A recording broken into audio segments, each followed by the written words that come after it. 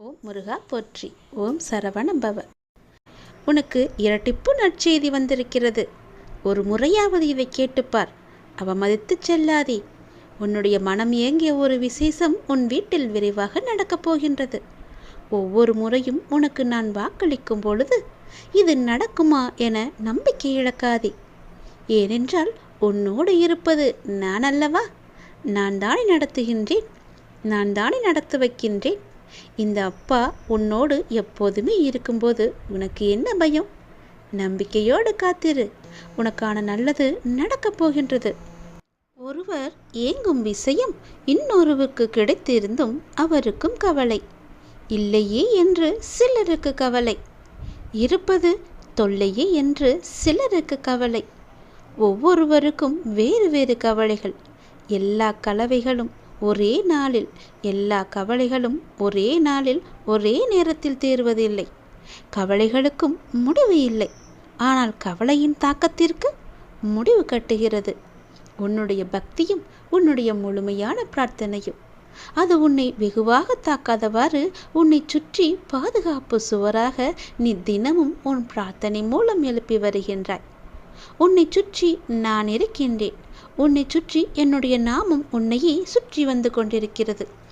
தெளிவான மனம் உனக்கு வெற்றியை தரும்.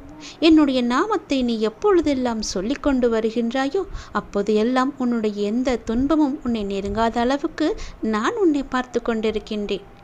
என் நாமத்தை நீ ஜபித்து கொண்டே இரு. நீ ஏங்கிய விசேஷம் இது நடக்குமா நடக்காதா என்று தவித்த ஒரு விசேஷம், நல்ல நிகழ்வுகள் எல்லாமே உன் வீட்டில் நடக்கப் போகின்றது. நீ எதிர்பார்த்தது போலவே அந்த நல்ல விஷயம் உன் மனதிற்கு நிச்சயம் கிடைக்கும். நீயும் மகிழ்ச்சி அடைவாய். என்னுடைய அப்பா நான் கேட்டதை தந்து விட்டேனே என்ற மகிழ்ச்சியில் நீ துள்ளி குதிக்கப் போகின்றாய். ஒவ்வொரு நாளும் இனி மகிழ்ச்சியானதாகவே இருக்கப் போகின்றது. இதுவரை துன்பத்தை மட்டுமே சந்தித்த நீ இனி உன் வாழ்க்கையில் பல மகிழ்ச்சிகளையும் சந்தோஷங்களையும் இன்பங்களையும் நீ காணப் போகின்றாய். உன் வாழ்க்கையில் இனி ஒவ்வொன்றாகவே நல்லது நடக்கத் தொடங்கப் போகிறது. உன் மனம் ஏங்கிய விசேஷம் உன் வீட்டில் நிச்சயம் நடக்கும். உன் கவலைகளுக்கெல்லாம் நான் முற்றுப்புள்ளி வைத்து விட்டேன். இதுவரை எத்தனை கவலைகளை சந்தித்து வந்த உன்னுடைய வாழ்க்கை இனி எவ்வளவு சந்தோஷங்களை காணப்போகிறது என்று பார். இனி உன் வாழ்க்கையில் நிம்மதி மட்டுமே இருக்கப் போகின்றது. வெற்றியை மட்டுமே அது தரப்போகின்றது. என்னுடைய துணை உனக்கு இருக்கும்போது எதை பற்றியும் சிந்திக்காதே.